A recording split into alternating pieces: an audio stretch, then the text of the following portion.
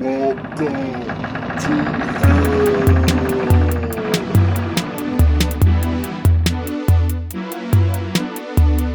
There is no escape. There is no escape. You are in my control now. Welcome to hell.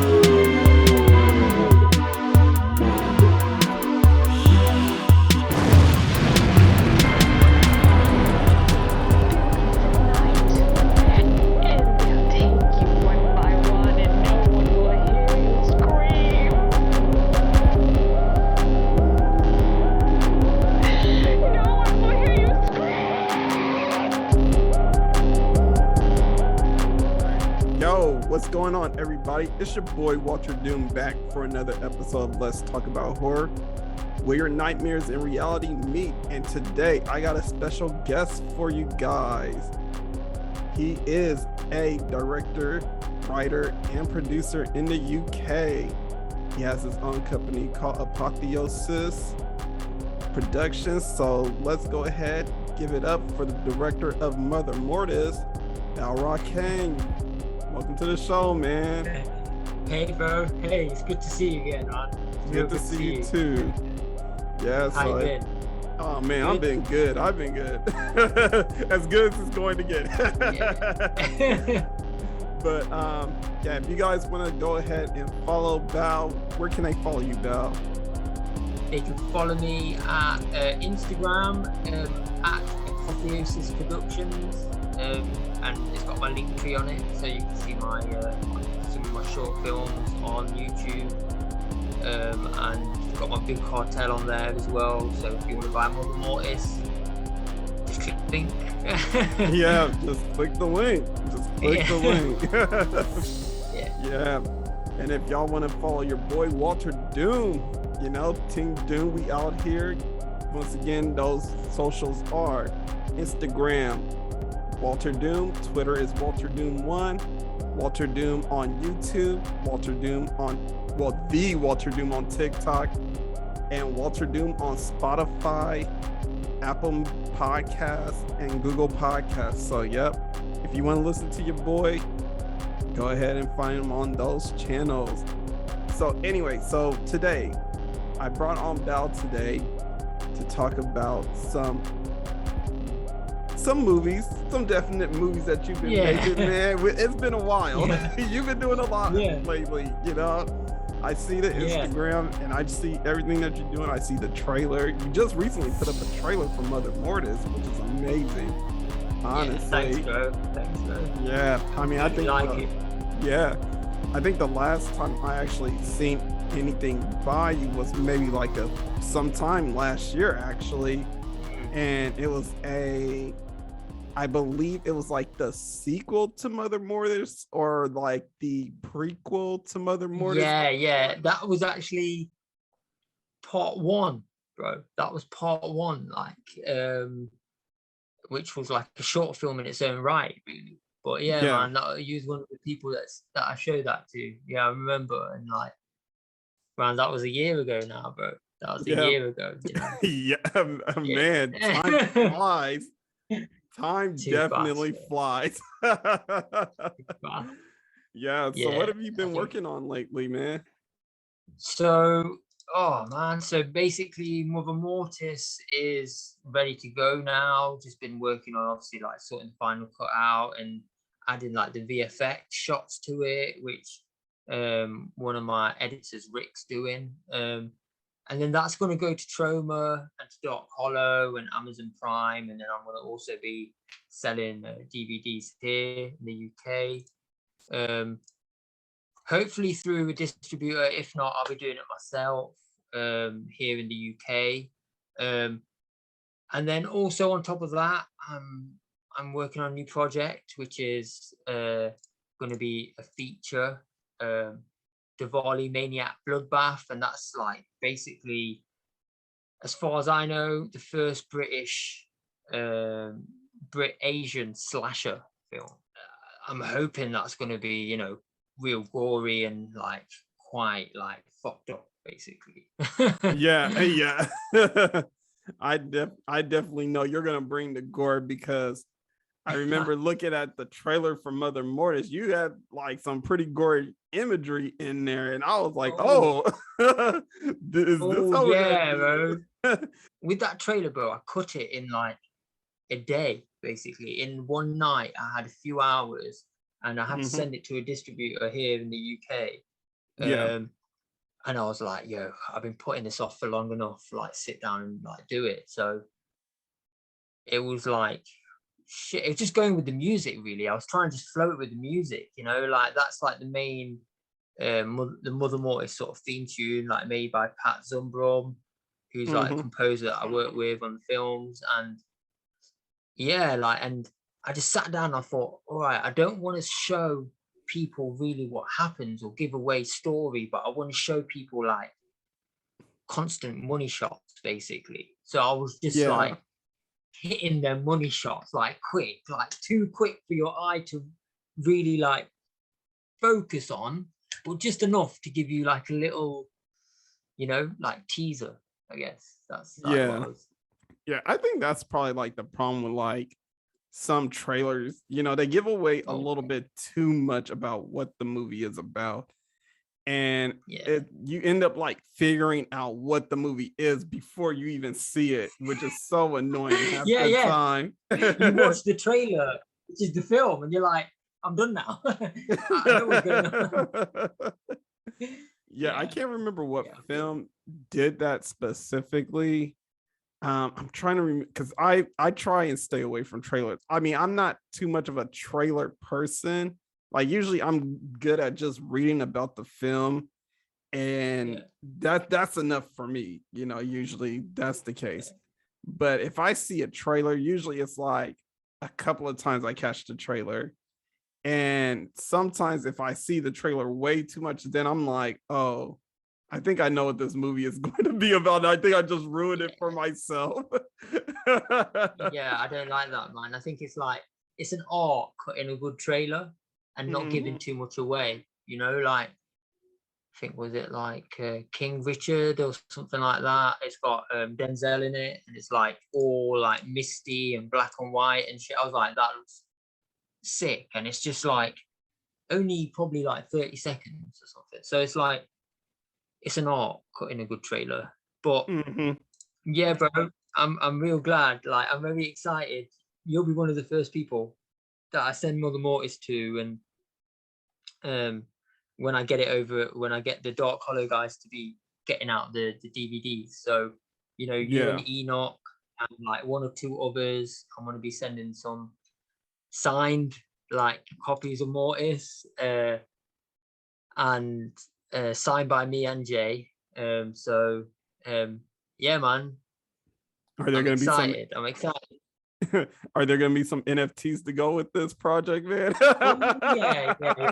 Yeah, basically, yeah. What I was planning actually to do is um doing an NFT where it's a collage of all the kills once the film's out and people have seen it.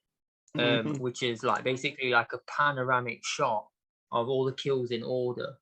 Um, but yeah, man, like yeah, I'm gonna hit you guys up. I'll sort you guys out. Don't worry about that. I'll definitely sort that out. Yeah, that's what's up, man. I know, like for you, because you're a busy guy, man, and just I know, like pretty soon you're setting up for like the Splatterfest festival. You know, can Yeah. you tell us a little bit about your thoughts about it, what it's about, your expectations, what you hope to see from it? Oh yeah, bro. Like basically, what I'm planning is it to be the first one this Halloween. Mhm. And really, I'm just trying to select like a few films like to show over the course of the weekend, Halloween weekend, and obviously like horror films, and having some like panels with filmmakers, you know, with like people like yourself, like helping me like interviewing them, and hopefully as well, possibly getting Enoch to like perform some music for the show as well, for the intro. And I've got so far about 16 like submissions of films, like, so I'm just working my way through, just trying to just basically get them all onto a Google Drive so I can share them with the rest of the judges to watch and score.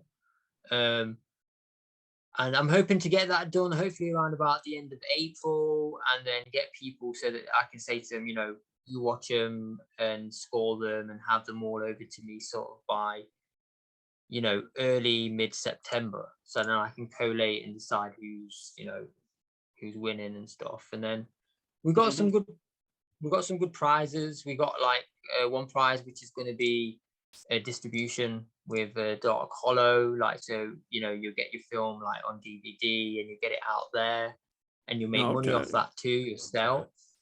So that's great, and another prize is going to be personal introduction to the team at Troma by me.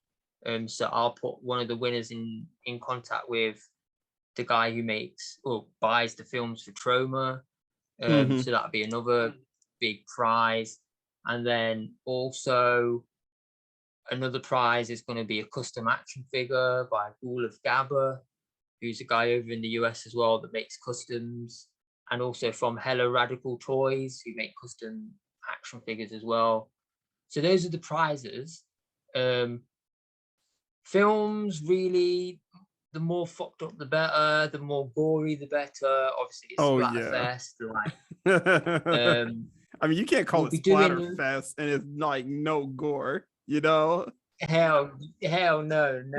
Like, will be there's so far I've got about 3 sort of filmmakers as well from the UK, like directors and stuff, that are going to be like doing courses on lighting, sound, getting a crew and all that, like building your crew and stuff. So they're going to be doing little workshops, and really just want it to be like a place which we can build for like people who like gory, like independent underground horror, which is like what us normal people can make, what us normal people, when you've had, maybe you watch too much like big budget horror and you want to watch something a bit like, lower production values, but still sort of crazy shit, like, so. Definitely. I know what you mean, because that's how I used to spend like my weekends, I have like, just like some shots of tequila on the side and just be watching like some lower budgeted horror movies on Tubi and everything, man. Oh yeah. So that, like, them doing them things is like, one of my favorite like things to do, bro. Like, I'm always like trying to find them weird, like, obscure sort of films, to watch. One film that I'd recommend. Well, I'll wait. I'll keep that for now. I'll do that at the end. Yeah. So, quick question, man. How tough of a grader are you gonna be? Because I'm gonna tell you right now, I'm gonna be an asshole. Oh yeah, no problem. Yeah, like I want you to be like. I'm gonna probably be quite nice. Yeah. One thing that I'm actually hyped about is like there's a filmmaker in the US at the moment who is like quite Indian underground, called Kevin Strange, and he has entered one of his films in, which is called Cockhammer. Nice title. I spoke to Kevin and said, thanks for sending it, like, and I watched it, and I've like uploaded it onto the Google Drive, and I'm gonna share that with you guys shortly. But man, that's a good film. Like, I enjoyed it, and it's like real fucked up. And I said, I didn't say anything to Kevin, but I said, like, you set probably like the opening film with that, so we'll see. You know, like I'm gonna also hopefully for people tuning in to Splatterfest, try to make it so they can do it virtual, so you can tune in from wherever around the world, and also have a little live event with a projector, so that we're showing the films, and then I'll have obviously people in the UK and stuff here. But yeah, man, I think it's quite exciting. Like I'm going to premiere Mother Mortis as well, so you'll be able to see that. Like people will be able to see that. I've got another 2 feature films that I've got that are quite good. So yeah, it's just like, you know, if anybody's out there and they want to send a feature film in, like, you know, just drop me a DM, and I'll send them the info. Yeah, definitely. Yeah, I mean, I'm hoping to see some, because I'm pretty sure. Well, I mean, have you seen any of? Well, I mean, I'm pretty sure you've seen a couple of the films that were submitted, right? I've seen only about out of like the 15 that have been 15 or 16 that have been submitted. I've only watched so far like 3 of them. Okay. So I haven't watched all. Some are shorter than others, but yeah, like so far it's looking like good. Like, you know, like Okay, that's good. And I'm gonna keep trying to just getting more people in, you know. Yeah, I'm hoping, like, you know, with some of the movies that come through, I'm not expecting much, honestly. I mean, I can honestly and truly say I'm not expecting like Hollywood glamour, because, you know, sometimes when people judge things, they judge it to compare it to like bigger budgeted projects. And it's like, you can't judge little smaller projects to like, you know, a project that's being backed by a major corporation. Like, you know, if you're judging it like that, the smaller market is always going to lose that way, you know?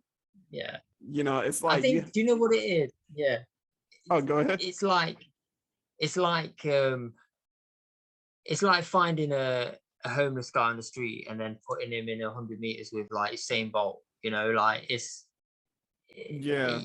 not gonna, it's just ridiculous. But one thing I gotta say is there's a resurgence, man. There's definitely a big, you know, even here, like in the UK, like we're like a fraction of what the market where you guys are, you know, in the US, but there's a resurgence like of films, man. Like people aren't scared. Like people are going out and being like, fuck Hollywood, like I'm gonna make something like real crazy and fucked up, and let's see if people like it. And man, which is what it gotta be about sometimes. It really have to be about like, okay, even though people are backing up like random director John Carpenter, or even, let's throw someone else out, because I know probably a lot of people be like, don't put John Carpenter in this shit right now.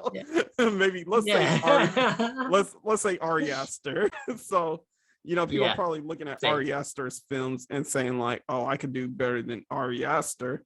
Well, go for it. You know, honestly, if you feel like you can make a film better than Ari Aster, go for it. Don't get discouraged. If you love to make film, make film. Yeah. Like, and that's just my thing. That's it, bro. Yeah. That 100%.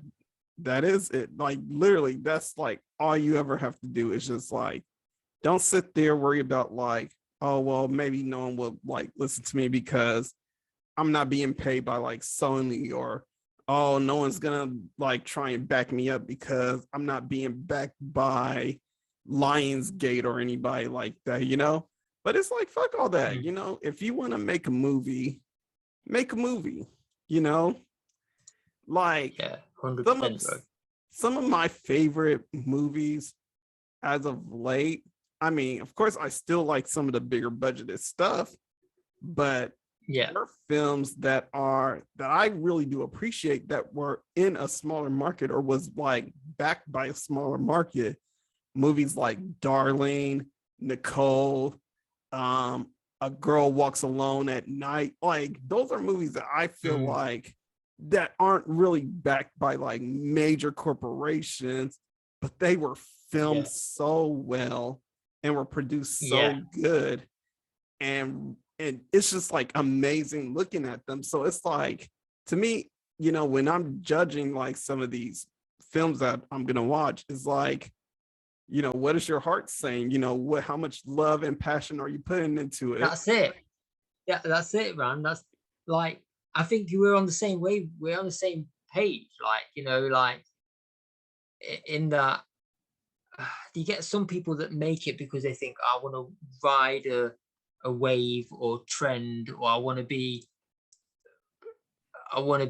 you know, here and now popular. And then you get other people that just think it's more art, you know, like to me, it's like, it's more art. Like, I don't Yeah, make money off my films, you know, like, and any money that I make off films is not going to be enough to pay my bills right now, you know. So it's like, yeah, people think, like, people have this like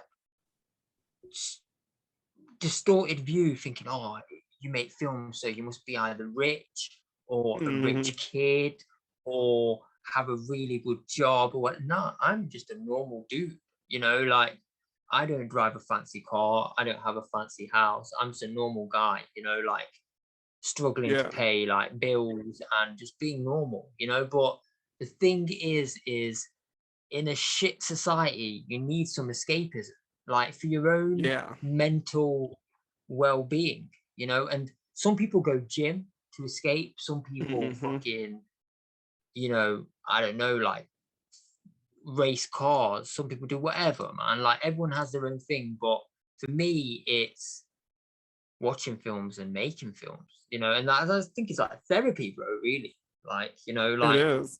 in a way that all these characters in my films are like a part of my psyche, really. Like, in one way or another, it's either how I felt at one point in time, or somebody that I maybe felt I was turning into at some point in my life, or somebody that I've seen, or, you know, and I've guessed what their story, like, what's lost is this, bro, like, is imagination. Like, Yeah, nowadays kids rather watch an iPad than read a book.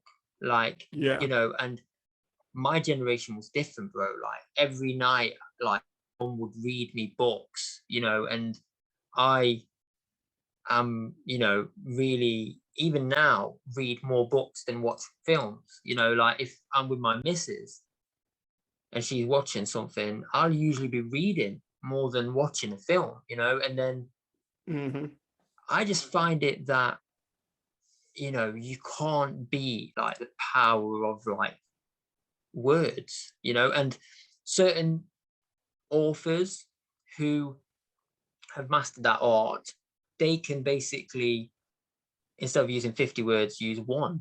And it's the same as like directors, you know, certain directors who mastered the art, they can encapsulate so much in one shot, or have a close-up where a character's not saying something, but there's so much meaning behind it because of the acting or the mise en scène or the camera work or whatever. So it's like, that's when someone's reached a point where they know the art, like like a master painter, you know what I mean? So I'm not at that point. No way. No way am I at that. I'm learning stuff all the time. And I'm genuinely really in the starting phase, like baby phase, infancy of like making films. Since I've only been making them since 2018. Like, people have got 30, 40, 50 years in the game, even more, and still be making films. Like,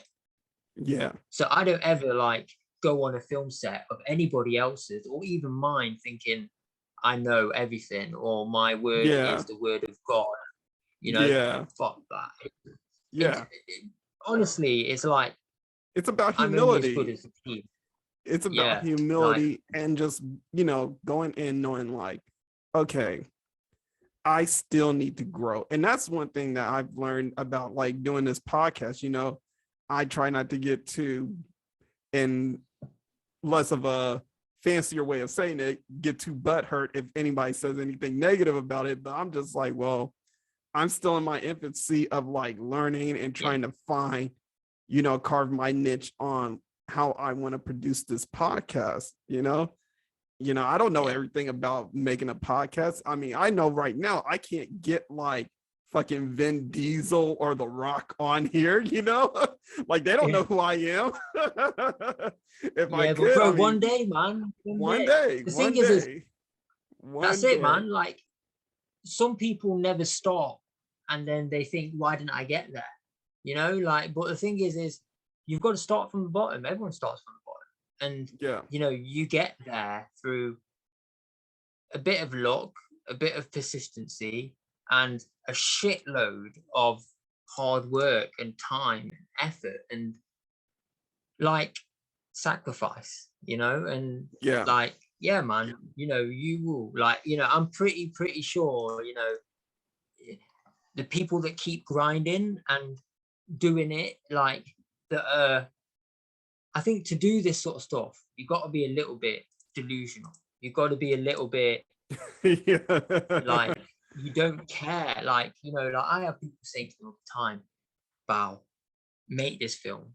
Bow, do this. Bow, what about this idea? What, it's so much pressure, right? I'm sure you get the same, like ideas from people who mean well, and some that don't, but always saying, oh, but you could do this and you could do that.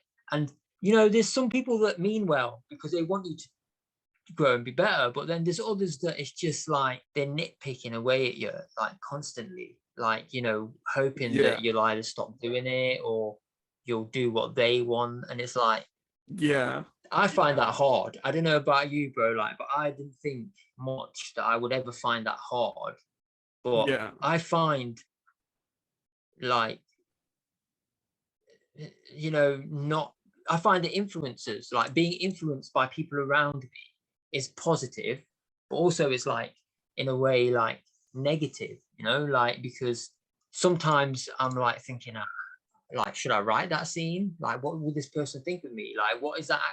And when you think like that, you're fucked, really, because you're limiting yourself. Like, so that's why I like to write when there's no one around, there's no one sitting asking me, oh, what's going on now in the story. I like to just get lost in it, like acting as the characters myself, doing the dialogue to myself, thinking about the actions, thinking about where that cameras should be. The only way you get something out of it is by having love for it, man. Like, and you will like think of,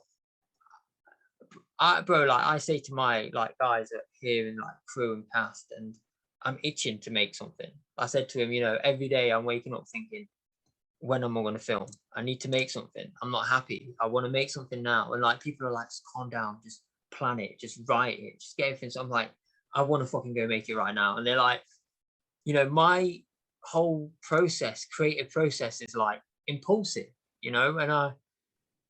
and it's bad and good, but that's just the way like it is. So it's like, that's your working style. Yeah, and it doesn't suit everyone, like, I guess. But anyway, right now we are gonna go ahead and take a break right now. So man, when we come back, we're gonna talk to Belle some more. We're gonna have a little special second half for y'all. So like you shouldn't say in a scary movie, I'll be right back.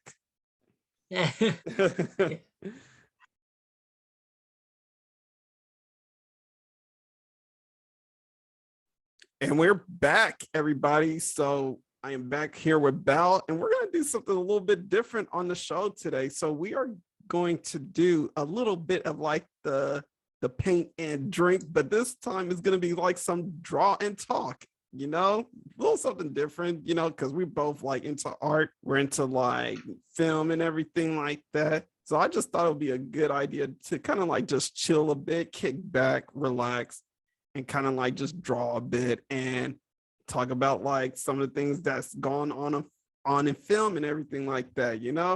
How you feel about that, man? Yeah, that sounds like a good idea.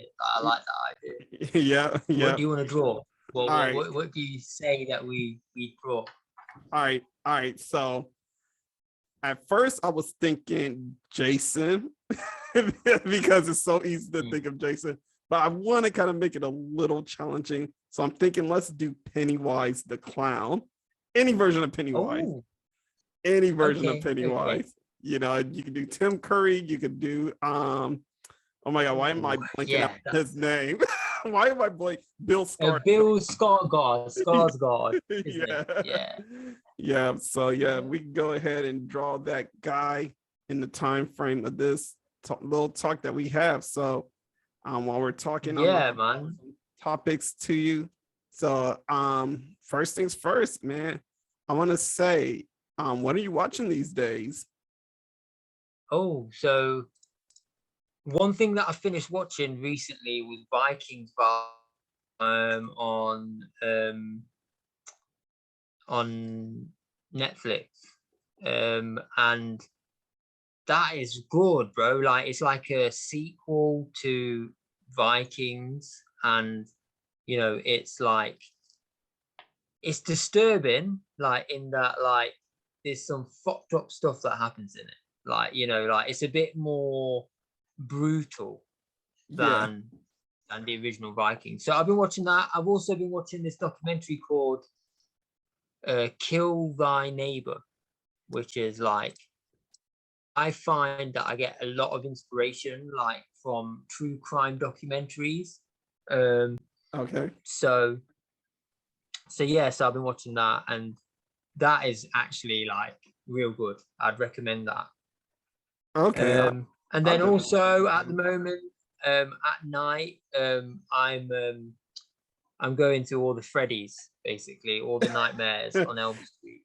You know what? I do like the fact that they kind of added some of the Freddy movies on there, because I'm just like, Netflix, you have me paying like $1,700 a month for your subscription service. Please put something good on there. Like, yeah, that's it, bro. That's it.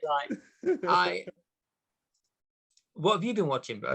What have you been watching? Oh man. So just recently I watched the Tinder Swindler. Have you watched that yet? No, I've not seen that. I've my heard. Oh my goodness. You gotta watch it, bro. It's literally about this guy. He's basically scamming all these girls who thinks that this guy is a millionaire. Like they're literally like, because I don't know if you've ever been on Tinder or what have you. No, I've not used it. I've been in a relationship for like 8 years where I've not ever had a chance to use any of that. Oh man, you're lucky.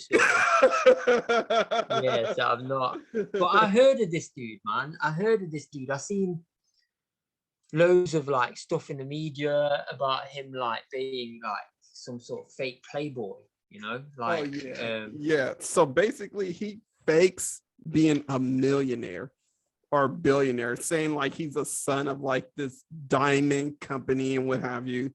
So what he does is like he fools these women into thinking that he's rich, takes them out to like this lavish like night out and whatever, you know, planes going over to like another city and what have you, like very extravagant, you know? Yeah, like these women are sold. They're like thinking like, oh my god, this guy is flying me to like Monaco, you know, just like overnight. Oh my god, let's go. You know, he's taking me to Greece. I mean, it's like, if I was a woman, I'll be impressed too, you know? But, yeah. But Hell yeah.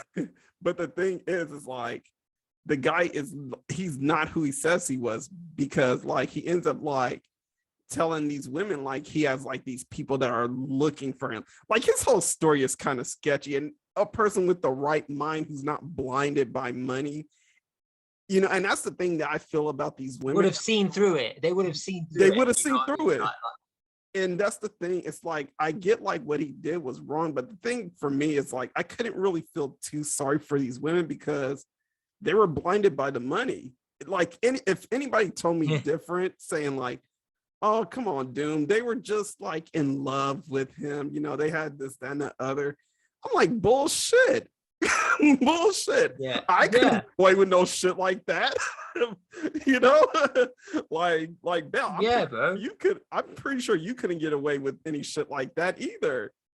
So No, man. Like the thing is like, how did people not, you know, realize? Like, I know people aren't usually that, you know, up to speed on stuff like that, but come on, man. Like, it's like, for example, when I get an Indian dude from fucking India calling me going, "Hi, my name is Greg.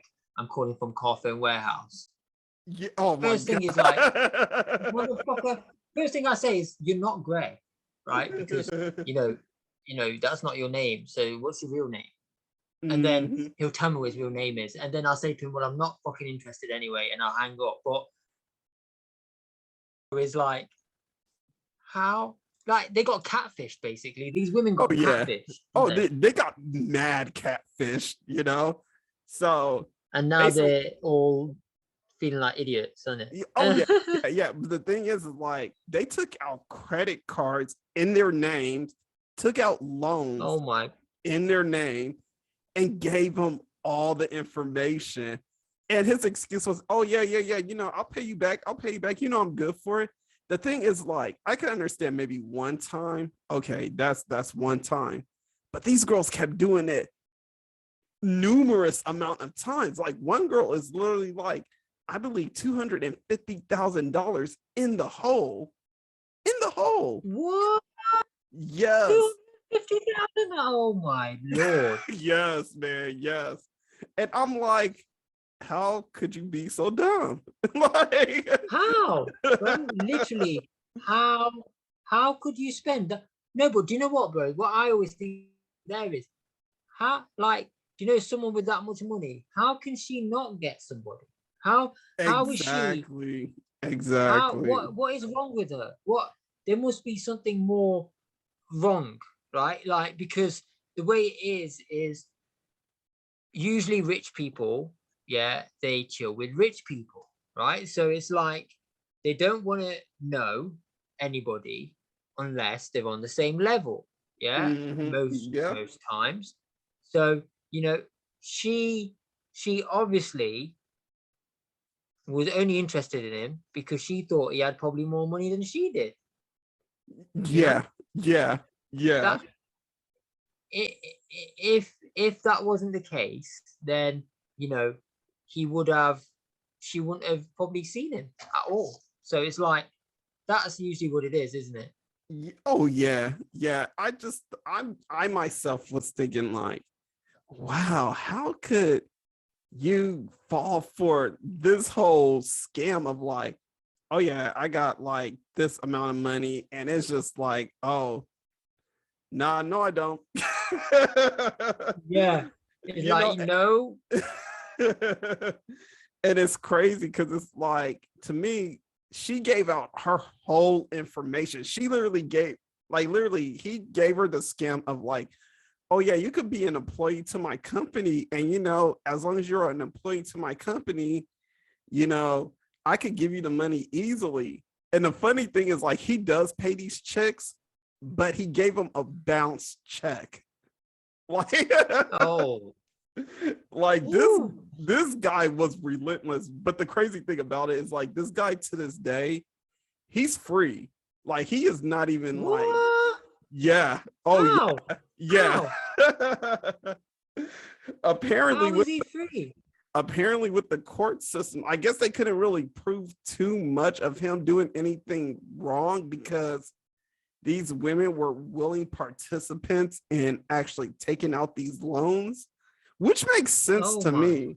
Which makes sense to me, but It it's does make also still sense, wrong. but It's it makes sense, but you just think like, would you do that for somebody you didn't know? Bro, yeah, really? yeah. Like, I think it's like, it's sad because these people are like, you know, desperate for affection. They want somebody. They're willing to, you know, lose a lot for that. But the point is like, would you really? Like, would, like, I wouldn't. Like, you know, Oh I know no. with me, like, number one is like, I find like stuff like that very, You know, like women that are like that, gold diggers.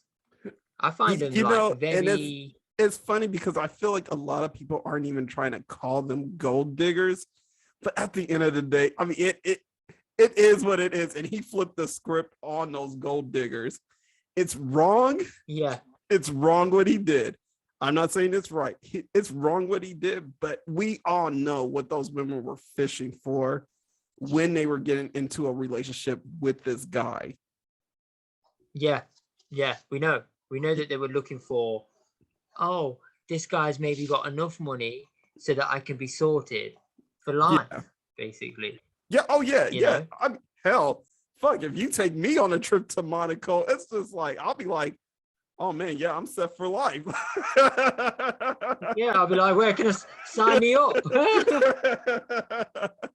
Seriously. Yeah, you're right, bro.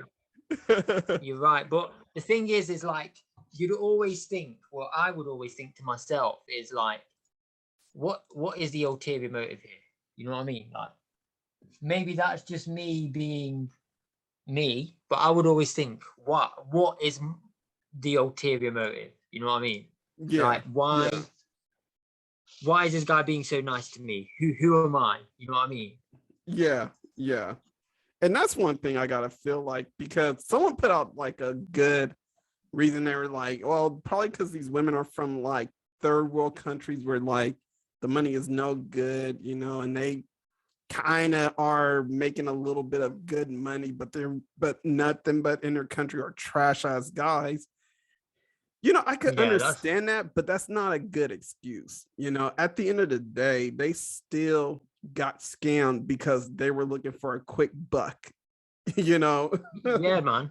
That is it. Like, they basically, he played them at their own game. He did. And he played it worse. He played it worse. I will watch that, man. I've heard from plenty of people, like, you know, that is good. So I will definitely get on to watch that. Yeah. But as far as other things I've watched, I watched the new Texas Chainsaw. Have you seen that? Oh, yeah. I have. And I can't say that I thing is, it's not probably the word to say that I did not like it, because there was some bits which were quite all right. Yeah. Yeah. But I thought everyone's too pretty. I thought it was too clean. I thought the kills were a bit too easy. I know everyone went crazy over the gore. Like, oh, you know, yeah. But man, there was only a few gore scenes. There was only real gore scenes. There was one gore scene where Leatherface broke that guy's arm and stabbed him in the neck with it, which was good. That was probably the best kill. And then there was the other gore scene where he stamped on that guy's head. And that's it, really. And I was thinking, my God. He stumped the shit out of that dude's head. Yeah, that guy got stumped the fuck out of. And that was a good kill.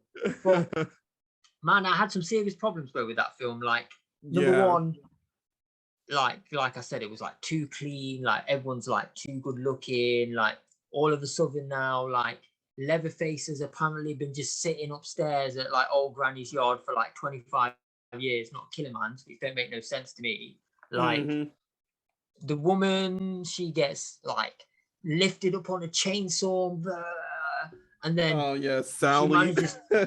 She manages to pick the gun up and shoot him with a shotgun. And if anyone's ever shot a shotgun, you know, it's not like, you know, it's not like using a lawnmower. You know, it's got a kickback, like, and it would have blown this woman's bloody arm off. She had nothing left. And then I don't know, like, I thought it, man, I don't know, it just lacked like that spark, man. Like, you know, I feel like I agree. Like, I personally wasn't too much of a fan of the new Texas Chainsaw, but here's the thing, to play kind of devil's advocate, it is what it's supposed to be, which is a really silly and yet gory movie. Because if you look at the first Chainsaw Massacre, it's kind of silly if you think about it. It's a really like silly movie. You get like these weird characters who live in this house that are cannibals and what have you. They don't really have like normal conversations. They talk funny. You have like these characters who are, I mean, I guess they're like your everyday characters. I mean, and that's one thing I could agree with you on, is that there were too many pretty people in this movie. You know, it wasn't realistic to the fact like where you got like a kid in a wheelchair or a fat kid. I mean, there were fat people in the movie, but even the fat people look glamorous in the film. Yeah. You know? Yeah. But, And I was thinking like, what? Like, I yeah. think the thing is like, it needs to be like like one of the films that I seen, like, you know, slasher film, which was like quite recent, is like Hatchet. Hatchet, Oh, yeah. 1, 2, 3, 4. Wow, like it goes under people's radar. Like, not a lot of people go, what? Hatchet? What was Hatchet? Oh, And Hatchet was a real good film. It's definitely under the radar because I watched the first 3 Ratchet movies. I'm not Ratchet, but Hatchet movies. And I was just like, why doesn't anybody talk about these films? Yeah. I was the same. I was thinking like, what? Like, I watched Hatchet 3 and I was like, this is one of the best slashers I've ever seen in my life. Like, and I went back and watched 1, 2, I watched 4, and I was like, there's not a bad entry. Like, you know, like all of them are like, they're pretty solid. Good. They're solid. And then I also recently have been like digging up British, like old, like horror gems which have been forgotten about. And I watched this one which is like really uncomfortable, bro, to watch. And it's like, it's called The Appointment. And it's basically, you can only watch it on YouTube, right? There's nowhere, and it's not a great quality copy, but that's good. Then I watched another one which was another like British film, and that was like Urban Legend, which is like quite, it's like a slasher film from the 90s. But bro, like, I think I like to go back and find like old films which like no one really knows about, you know, and like watch it and report it back to the world, say that's really good, like, you know. So yeah, I feel you, man. Kind of moving on, so kind of sticking to like the film area, what do you think has been the best movies that you've seen so far in the last 3 years? Like the movies that's been released in the past 3 years, what movie or movies, if you have any, do you think were really good that came out? Because I know you could probably name a lot of bad ones. yeah. I think like that's quite hard. Like in the last 3 years, I'd probably say Malignant. Malignant. Oh my god. That was good. Like that was like good SFX. Like story was like strange. Like, you know, that was good. That was probably one of the good ones that I've seen like recently. You know what? That's the same way I feel about Malignant also. Like, because I know in like some of the Facebook chats that I follow, Facebook groups that I follow that were talking about Malignant, a lot of people were hating on it. But I was like, I can't hate on this. I actually really love this film, you know? Yeah, I thought it was better than I expected, bro. Like, you know, to be honest, like I know there's been a lot of hype about that film. Is it Titane? It's like a French horror film. It got massive like applause at Cannes and stuff, and it's about like a woman who basically like has like some sort of like issue with her body where she's like, it's like Tetsuya the Iron Man, basically. Oh yeah. But a French version. So that's supposed to be real good. Like I've heard like great things about that, like from people. One film that I watched, which is like a short film, and it's on YouTube now, and that's Hospital Dumpster Divers. That's a Okay. pretty good. That's like real strange, like surreal sort of like creature feature. Mm. But I don't know, man. I think like there's not that many, like there's not that many like real horror. I know there's a new Jeepers Creepers that's coming out. Like Oh my that God! looks Please don't. that looks like basically the epitome of like everything that they could make bad about a Yeah. horror film. You know, Well, like you know what, Bal? This is what I want you to do. I want you to say everything. What, like, if you could talk to any horror director right now, I want you to say it right now. What would you tell them?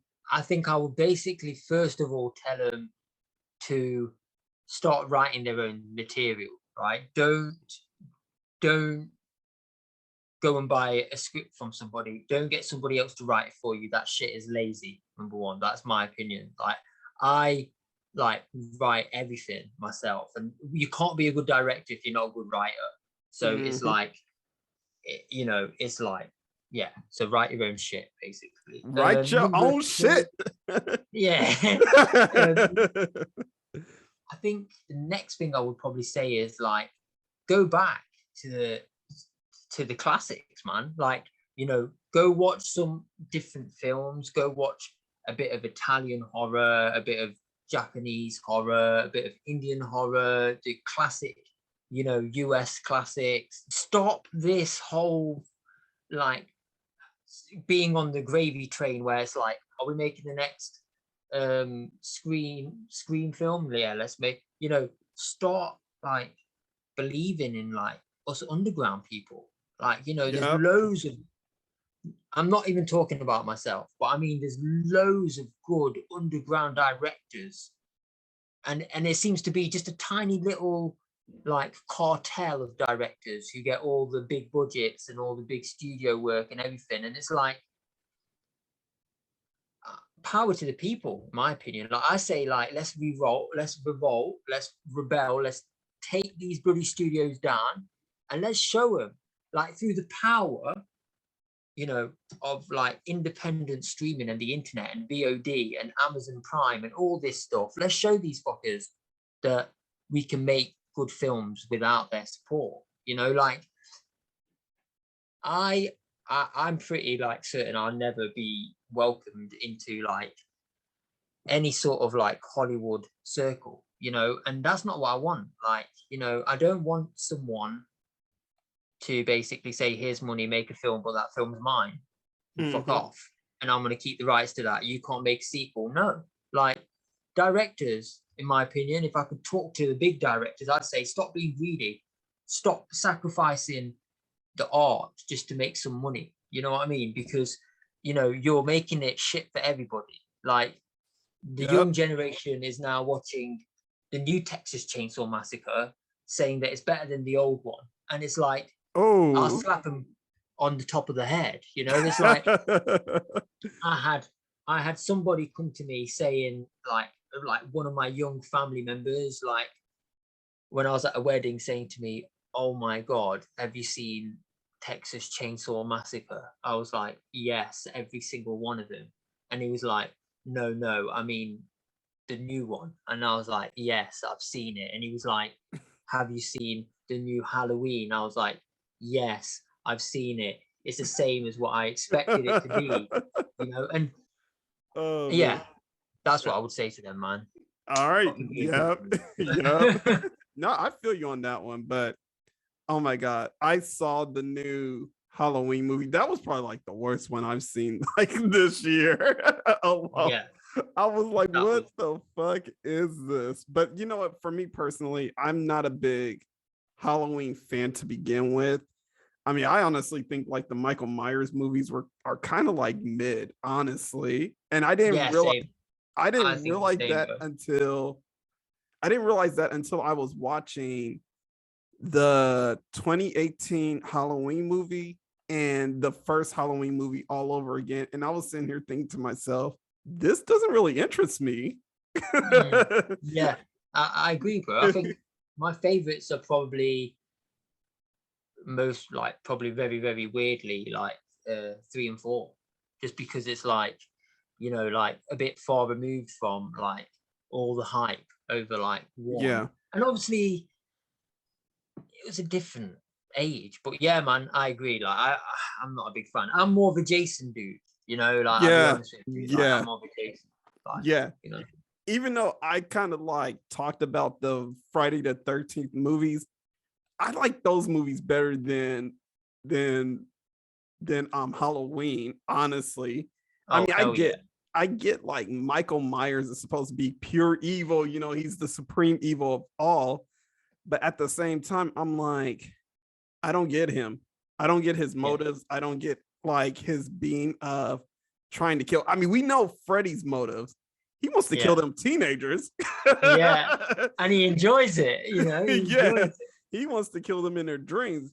We know Jason's motive is to kill every teen that has sex at Crystal Lake, you know, get the fuck out of Crystal Lake, you know. But I do not get Michael Myers' motivation. That always kind of baffles me in a way. And I'm pretty sure I'm gonna lose some people when I say this, but it's like I am not a fan of Michael Myers. I don't think I can really get into him. I love his mask. I love who like what he represents and who he is. The way he looks. Yeah. You know, but his movies do not really interest me that much.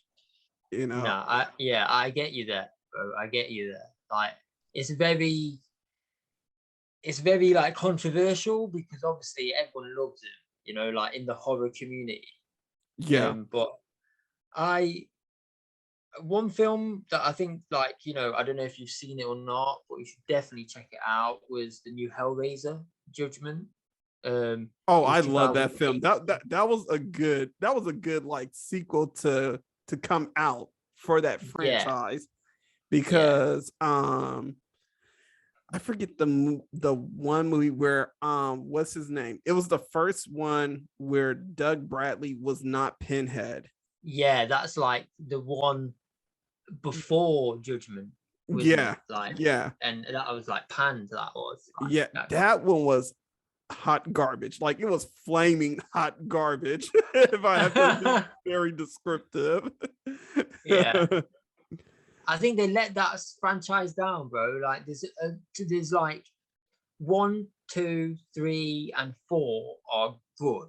Like, you know, and then after that, when it was like the Rick Botter era, and you know, he made like 3 of them back to back on like a Saturday afternoon in like Romania. You know, it's like it's just bullshit, bro. It's like they made that to keep the rights because they were about to lose the rights and they have to make a Hellraiser film like every 8 years. So that's why they just fucking go.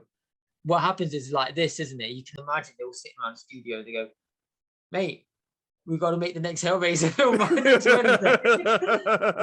ready? Who's ready? They go, oh no, but we got Bob the janitor who will be the DOP, and we've got fucking Barbara from down like, you know, the laundromat who will be like, you know what I mean? Like it's like who the fuck fuck this up? Seriously, it's definitely like a film. Well, it's a franchise that I wish it has a lot of potential. It should have had a lot of it did have a lot of potential, but some of the films were kind of a letdown. Personally for me, I like the first 2 Hellraiser movies. Hellraiser Inferno. I felt like was a film they should have just kept the mood going on because it was such a weird film. It was like a horror noir mixed with like mixed martial arts and just like that was a good one. That one reminded me of Dark City. You know, Dark City by Alex Proyas. That reminded me a lot of like a mix of like Dark City mixed with like Eraserhead, like the David sort of Lynch, weird Twin Peaks sort of vibe going on, you know?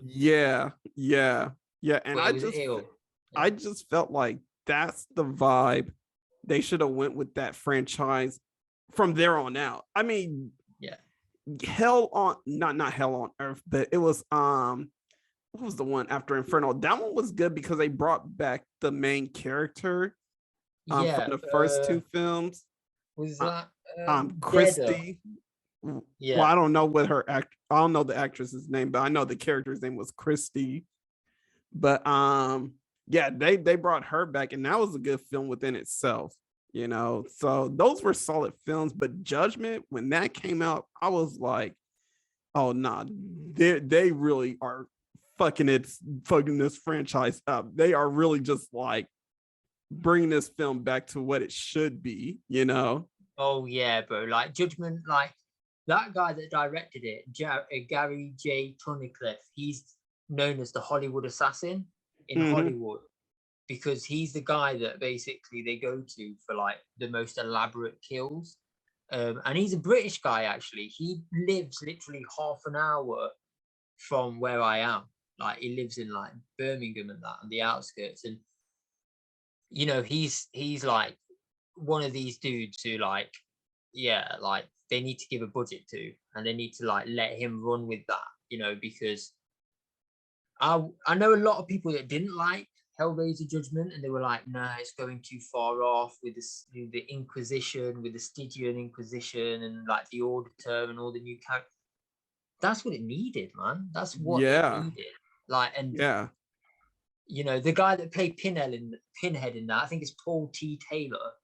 You know, he was pretty good as well. Like, yeah, you know, but yeah, I think that would probably be like my only complaint about that movie, that it didn't have enough Pinhead. But I mean, it was, I can't complain too much because the film was so good without him in it so much, you know. It was like a true detective episode of Hellraiser, basically. Yeah. All right, so right now, before we go into like our last break, Bell, you know, let's go ahead and let's see what our drawings came out as, man. I'll put my light on, so you can see.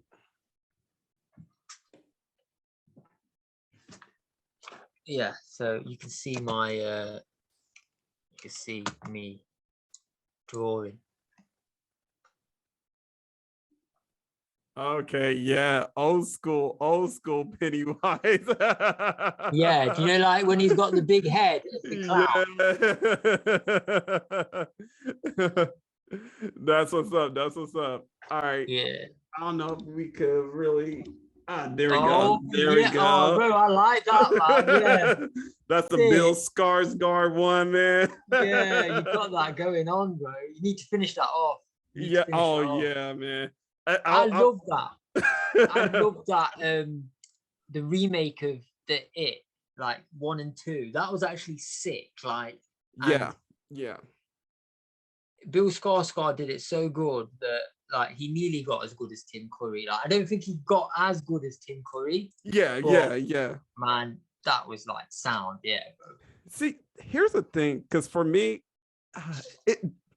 I agree with you. Like the remakes were really good. And it's like, for me, it's kind of hard to pick who did I like better. Did I like Tim Curry better out of nostalgia, or do I like him because he truly did good? Or do I like Bill Skarsgård better because, you know, he kind of upped the ante from what the old one was? You know, to me, I like both of them because they have their own different levels of why I like them. I think like that's probably the toughest like two guys to compare, because you know they were so good, both of them were so good, like, you know.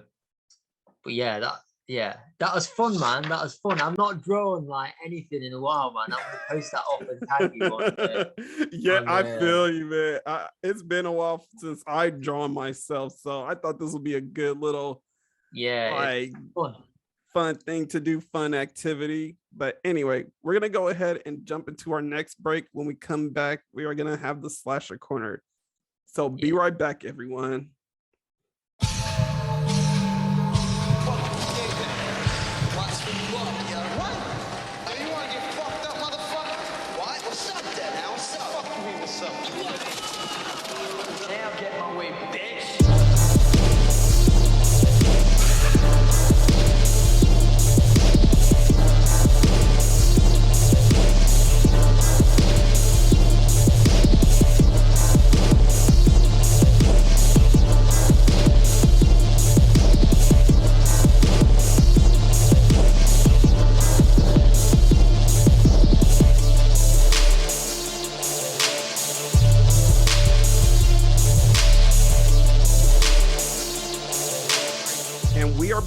now. So as y'all know, we are having our Slasher Corner, and I always have a must-watch Slasher Corner movie of the week. But this time I am going to hand it off to Belle to suggest y'all a movie to watch. So Belle, what would you suggest to the audience? What movie to watch this week? Slasher film, I'd say Zipperface, right? So it's a very, very obscure horror film, like slasher film. You can find it on YouTube. You can watch it for free. Got a full movie on there, and it's good. It's a bit cheesy, but it's fun, and it's got some good inventive kills. Another slasher film, which is I'd definitely say watch, is Doom Asylum, which is a film that I watched recently, and that's just fun as well. That's like some fun kills. Quite good, like DIY. So Zipperface and Doom Asylum would be the two ones I would tell you to watch. Okay, that's what's up. All right, well, thank you, Belle, for coming on to the show today, man. No, it's a pleasure, bro. Thank you for having me. It's always a pleasure, bro. Yeah, very good conversation that we had today. Next time, we need to get like Enoch and Jay over here, Yeah, definitely. We'll get them on board, yeah. Yeah, I mean, we were supposed to have Enoch, but things come up, so things change. But I mean, other than that, also it's your birthday week, man. So yeah. Oh yeah. It's it's my birthday on the 7th, and I actually just treated myself.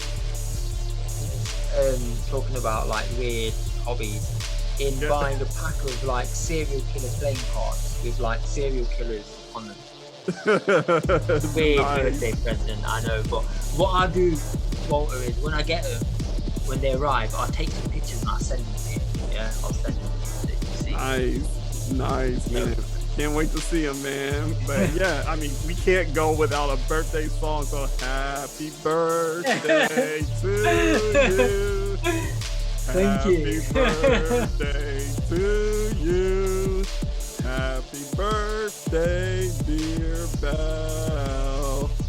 Happy birthday to you. Thank you all. Hey, nothing but good vibes here, brother, man. Nice. Pleasure to speak to you, bro, man. Yeah, thank you. Yeah, so yeah, once again, if you want people to follow you, Belle, how should they find you, man? So you can find me on Instagram at Apotheosis Productions. Definitely add me. And yeah, I'll follow you back. Yeah. Yep. And yeah, if you guys want to follow Belle, make sure you follow him on Instagram. And also check out Moter Mortis, everyone. Check that shit out. Oh yeah. The trailer. You can watch the trailer on my Instagram. It's up on there now. It's also on the YouTube. So yeah, definitely check it out. Please check it out. Yep. And as you know, your boy Walterdoom is on Instagram as Walterdoom, Walterdoom1 on Twitter, the Walterdoom on TikTok, Walterdoom on YouTube, Walterdoom on Spotify. I swear, I going through this. It could be long-winded. It could be long-winded. Spotify, Apple Podcasts, Google Podcasts, all Walterdoom. And as always, you, the audience, are the real MVPs. Love each and every one of y'all. Shout outs to my boy Kelly the Wolf and Algorythm-C for delivering the music to the podcast. And this is once again another episode of Let's Talk About Horror. This is America. Don't let them catch you slipping now. Stay diabolical, people. Peace. Peace out, brother.